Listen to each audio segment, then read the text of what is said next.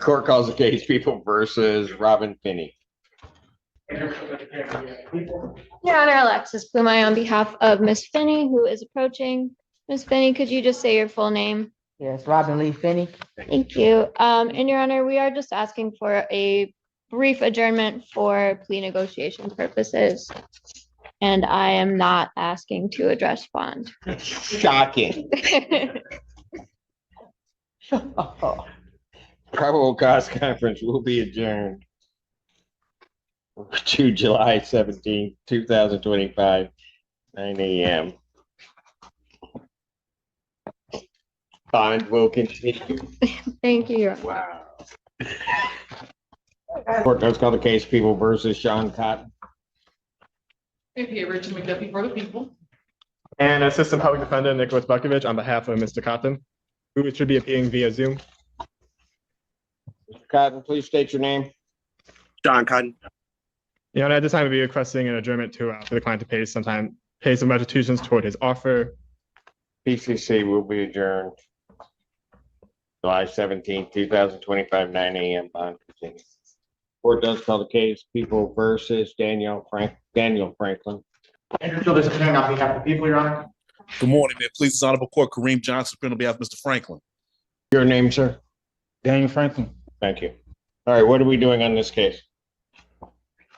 I spoke with Mr. Johnson. I don't know what has been, I believe he has been tendered discovery, and I think we're just looking to set this matter for an examination.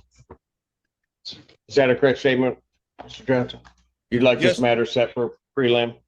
Yes, Your Honor, and we're asking that the prelim be set out a ways. I believe the people will be calling a cooperating witness who is in federal custody because of the likelihood that this witness may become unavailable down the road. I will be asking for the people to present any and all information they have relevant to cross-examination under US v. Giglio. And I think the people may need some time to get that. And I don't know if the people are even in possession of the federal indictment in which this witness is cooperating under and giving this testimony. But I would like to have that before exam as well. Your Honor, I have no problem with that. I have no problem with setting this matter out. As the court may remember, Mr. Franklin is being held on another homicide case that is pending before Judge Conlon with a trial date well into the fall. The reason. So why am I setting it for exam if everything's not ready? This cooperating witness is currently being held at FCI Milan. The moment we have an examination date, I can give a writ to them. Yeah. They won't Got it. transport him. Otherwise, it sounds like he's going to eventually go to West Virginia, and I'd like to have that writ before the Bureau of Prisons transports him out of the state. So the date, Especially in West Virginia, because people don't come back. No, I'm kidding. I love West Virginia. I don't know. Okay. And so that would be the reason I know, and as I spoke, Mr. Johnson and I spoke yesterday, and I believe we're on the same page. All right. So how to get accomplished everything, how much time are you guys looking at? I get why you want a date out. I'll set the exam, but Perhaps I don't know what the court's availability is. I'm looking into kind of August. Mid-August. I can do August 12. I can give you a prelim date on August 12. That works for the people. That works for Mr. Johnson. Your Honor, on August 12th, I have another homicide exam in the Lansing District Court. Gotcha. Well, that's my only set PE date in that date. Did you want me to kind of give you a Monday and that way more flexibility to do that? August 11th, if the court is available that day, that would be perfect for me, Your Honor. Monday would be fine, and just for the court scheduling purposes, I wouldn't expect this to be something that would take more than half a day. So Okay. that'll be a full day examination. That's okay. So what I'll do is I'll just put it on my docket. I should have asked, do I have the 11th available? And if we don't pick a jury, jury selection in the morning, so I can set it in the afternoon. Oh, I did set an order here. Okay. All right. I can do Monday, the 18th. Will that work for you, Mr. Johnson? I'll be at a jury trial in the Washtenaw County Circuit Court on the 18th, Your Honor. No way. No, I'm kidding. The 25th works for me if that works for the court. No, because I'm gone. Right. Well, August, yeah, I know it's going the other direction, but would August 4th work? I think the August, at least from the people's perspective of getting the information, to Mr. Johnson, August 4th would work for us. Mr. Johnson, August 4th work? I will be in trial August 4th, Your Honor. The whole day? Yes, Your Honor.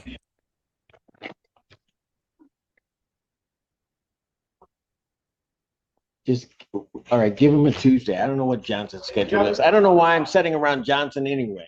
My other thought is if we could set it on a Tuesday, perhaps at 12, knowing that we would then get closer to the date and perhaps talk with the court about a skip to move it. As long as I have the date to hold this witness, I don't care if we move it. I can send. Why don't I do this then? And then this way you can kind of figure it out, and then we can move it up to give you more flexibility in terms of dates, because then we'll be able to figure out my dates a little bit. I'm gonna set it on July 22nd. Okay, with the understanding that you guys may have to move it, but then we'll move it on my docket. That's fine. Okay, Yes, Your Honor. so preliminary examination in person will be set July 22nd, 2025. That's at 12 noon. So that's an afternoon prelim docket or PE docket for me. All right. Thank you, Thank you, Your Honor. All right. Mr. Johnson, I'll contact you early next week and we can go over Yes, sir. everything, okay? All right. Thank you, Mr. Johnson.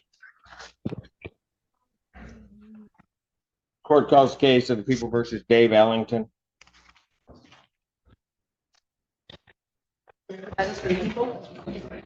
Assistant Public Defender Hannah Apple appearing on behalf of Mr. Ellington, who's approaching now. Your Honor, Mr. Ellington will be waiving his right to a preliminary exam. I'd ask if the people would place the offer that was extended on their record. Your Honor, Mr. Ellington is charged with financial transaction advice.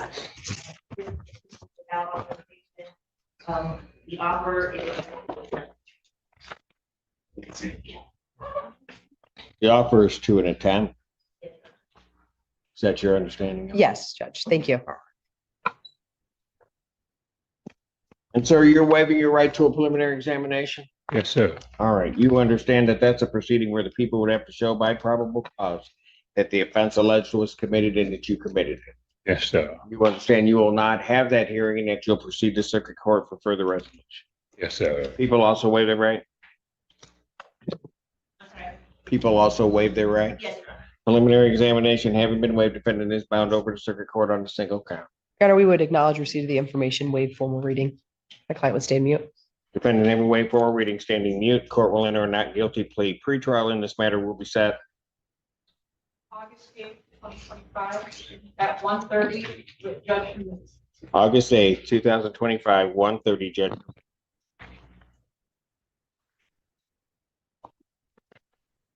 No, you're gonna, this is just your notice. Oh, On continue. Thank you, Judge. thank you. All right, I'll finish this. Court calls case of the People versus Jaleesa McDowell.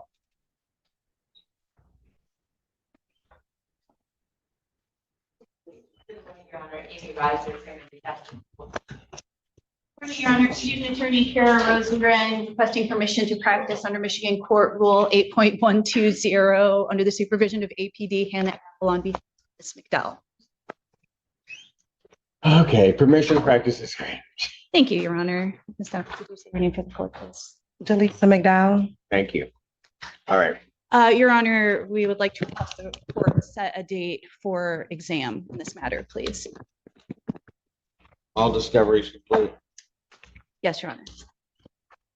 People have their witnesses available to 15. Yes, July 14th. Yeah, July 15th. Will that work? Yes. And I'd like to address the issue. Preliminary examination in person will be set July 15th, 2025. 9 a.m. That is before Judge Moore. As to bond. Thank you. Your counsel has been provided with several of the defendant's jail calls. And we're asking that her calls be revoked at this time. She's actively trying to have third parties contact the minor child in this case to have her recant. So we're asking that her jail calls be revoked and if necessary, a date be set for a hearing. Your Honor, I've listened to the calls myself, and while in some regards, Ms. McDowell does talk about her case to people, she very rarely makes requests. Her tone is not demanding or threatening or coercive. Rarely makes requests. Well, I mean, I'm talking about a request in general, Your Honor. So, but there are a lot of conversations, and for the most part, her tone is not demanding or threatening or coercive in any way. And mostly she's just talking and trying to communicate with her mother, her grandmother, and her cousin and other family members. But are there indications that not only, because those would be third-party contacts, but is there an indication where in any reasonable fashion it could be read she's making a request for somebody to recant their story?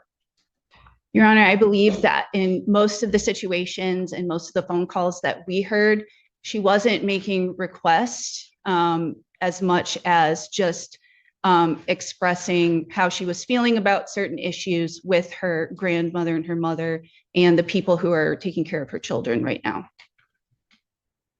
It really doesn't answer my question, but Yeah, that's fine.